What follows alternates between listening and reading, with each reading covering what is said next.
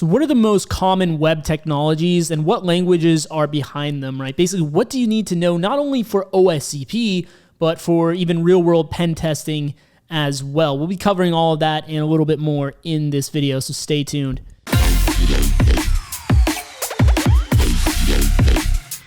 Hey guys, what's up? This is Ryan from elevatecyber, and a shout out once again to our viewer here, Aftab Khan, who has submitted this video request in the comments section of one of the videos. Thought it was a really good idea for a video, so here we are. And if you guys, along those lines, if you guys have any content questions you'd like answered, leave them down in the comment section below, and if it sounds like a good video idea, I will go ahead and make a video on that as well. So your topic might be featured next, and always love to give shout outs to you guys when you come to me with some pretty good questions here.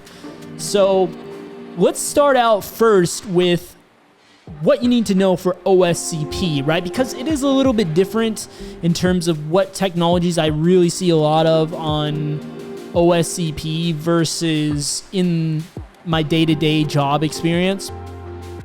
Now, it's no surprise, right, that OSCP tends to be a little bit outdated, especially when you're talking about the exams. I know the labs are a little bit more up-to-date now, as I've heard, but a lot of times you're going to see these older technologies for the reason being that they have a lot more known vulnerabilities associated with them that makes it very easy for you to get a shell on the system once you either get access initially to them, or maybe they just flat out have a vulnerability in an older version that allows you to do this. So when it comes to this category, right, the what you need to know for OSCP, let's start off with one that I'm sure everyone's familiar with. You hear about it all the time. You see it a lot in the real world as well, and that is WordPress, right? Now, WordPress is a blog site, so whenever you see a WordPress site, typically you're dealing with some kind of blog or something like that, though not necessarily, right? Maybe someone's using it just for their small business or something like that. And traditionally, there's been tons of vulnerabilities associated with it, but that's not really the point of this video, right? The technology for that, the language behind that is PHP. The PHP language is going to be the language behind a lot of the different tech stacks that you're going to encounter on OSCP and in CTFs as well, because PHP is a language that's very old and it's very difficult to write secure code in PHP. You got to know what you're doing. And so because of that, there's been historically a lot of code execution and those bigger vulnerabilities with applications written in PHP. So that makes it really easy for an attacker or someone just learning, just getting experience with this stuff to get shells on the system. So therefore, that's why you normally see it on CTFs and things that are the more beginner to intermediate level. So along those lines, Joomla is another blog site that you might encounter, and that's also written in PHP. So with these, definitely scan the device, right? You can do WP scan if it's a WordPress site, or Joomla scan, or Joom scan, I think it's called, if it's a Joomla site. And you can look for known vulnerabilities just based off the version that you're running. But in addition to that, if you can get access to the admin account on those, then you can straight up upload a PHP reverse shell to get a shell on the system.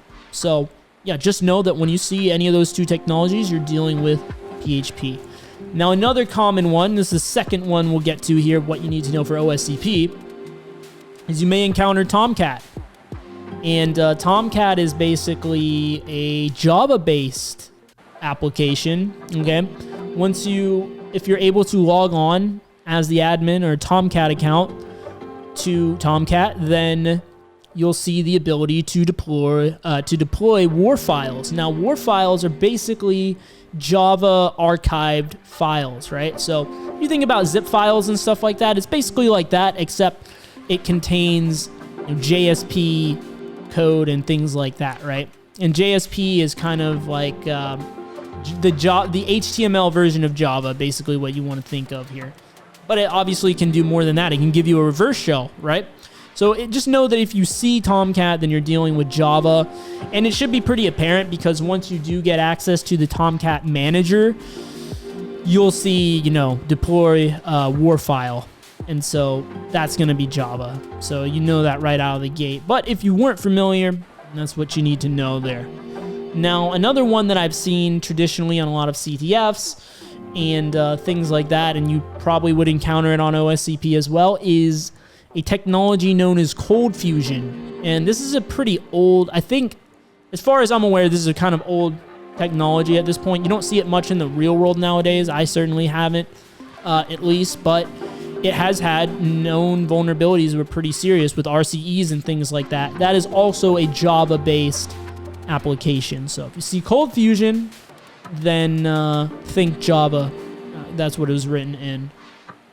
And the last one that I want to include, although I have not encountered this one on OSCP or anything like that, I haven't done every OSCP box, right? And I could definitely see this one being on there, and that is Jenkins. Now, if you watch one of the recent Try Hack Me CTF videos that I did, you could take a look at it. We encountered Jenkins, and we got on as the manager. We logged on the manager account, and we were able to leverage our functionality in there in order to spawn a shell on the system. Now, Jenkins is a tool used for CI/CD, which is continuous integration, continuous development.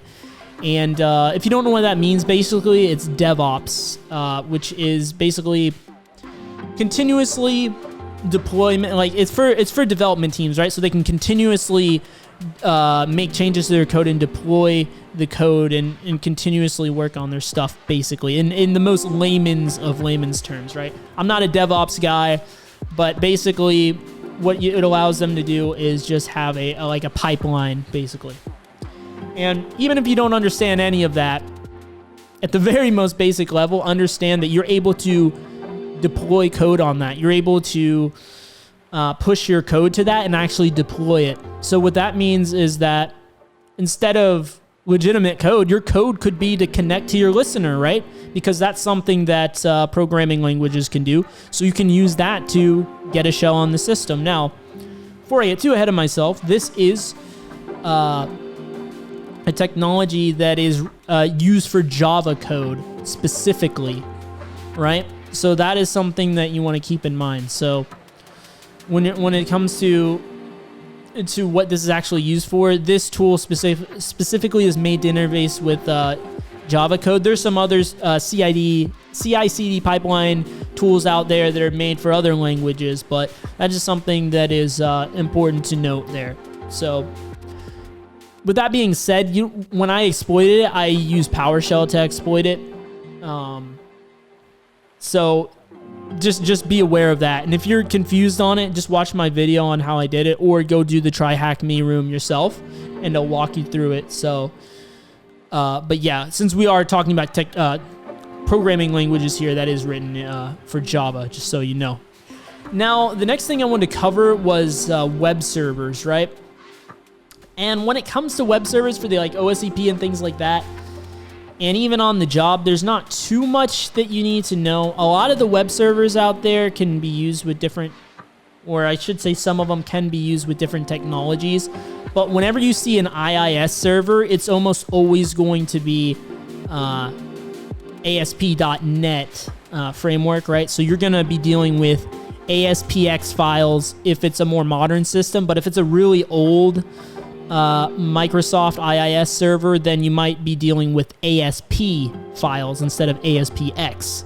So that's just something to keep in mind. If you're not sure if this is a newer or older system and you're doing your GoBuster scan, for example, you might want to look for both ASP and ASPX extensions. But if you know it's a newer one, ASPX should be fine, should be good to go there.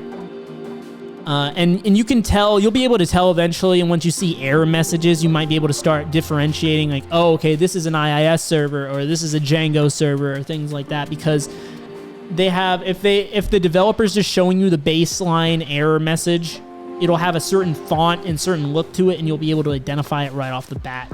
But you can also use, browser extensions to identify the technologies, such as, what is that one? I'm drawing a blank right now. You can get some extensions for Firefox or Chrome to see. Wapalizer, yeah, Wapalizer's one you could use for that, and it will try to make a prediction there if you're unsure. But Apache is the other one. And so for Apache, for OSCP, you're typically dealing with PHP. So if you see Apache is running, you might want to do like look for some PHP files and see if it's a PHP site you're dealing with. That's most likely the case. Now, some honorable mentions here when it comes to real-world stuff, right? And by the way, this is by no means a definitive list. This is just some of the common ones that you'll encounter when you're doing this stuff. I want to cover the web frameworks and some of the web frameworks, at least, and the technologies behind them. So first up is Java, right? The most common Java web framework you'll see is Spring Framework. So if you see anything referring to Spring Framework, or you might see Spring MVC, right? Model View Controller, you're dealing with Java, okay? And then for Python is the next one, right? The two most common frameworks for that is Django and Flask. So if you see any of those or any reference to those technologies, you're dealing with a Python server on the back end. And with PHP, there's quite a bit, but the three most common, Laravel being number one, and then Symfony and CodeIgniter are the other web frameworks you might see for PHP, indicating a PHP server, right? And for Ruby, it's just Ruby on Rails, so that should be easy enough to remember, right? And JavaScript, Node.js is a popular one. It's a newer thing, so you probably won't encounter it on OSCP, I wouldn't think. Maybe you'll encounter it on a TryHack or a Hack the Box, right? One of the newer boxes now, because people like to stay up to date on there. There's probably some that have a Node.js backend. And certainly in the real world, this is an emerging thing. So just know if you see Node.js, shouldn't be too difficult to understand that is JavaScript. So JavaScript can actually be used on the back end nowadays. So that's just why I really want to point that out there. And then C#, ASP.NET, right? So IIS is the web server that would run on, but it would be using the ASP.NET web framework, which that is C# based. So an extra thing that I wanted to mention was that if you see any CGI bin programs, they can technically be written in any language. So you might see a /CGI-bin directory. If you're dealing with OSCP or something like that, normally it's these scripts are written in Perl. So you can actually use Perl exploits to get a shell on the system. That was just my personal experience dealing with CGI bin. So there you go.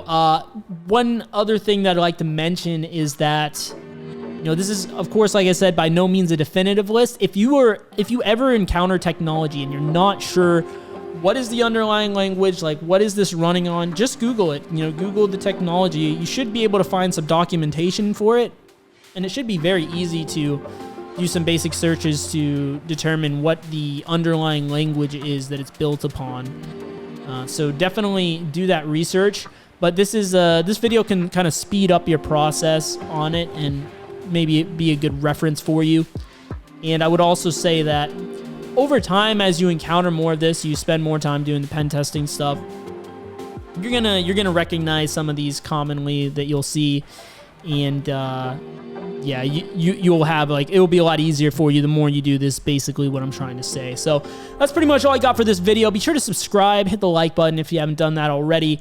And if you want to learn more about this stuff, check out my What You Need to Know for OSCP if you want to go down that route. I also have a beginners playlist that I started recently, or just watch the videos on the screen, and I'll see you guys right over there. Thanks for watching.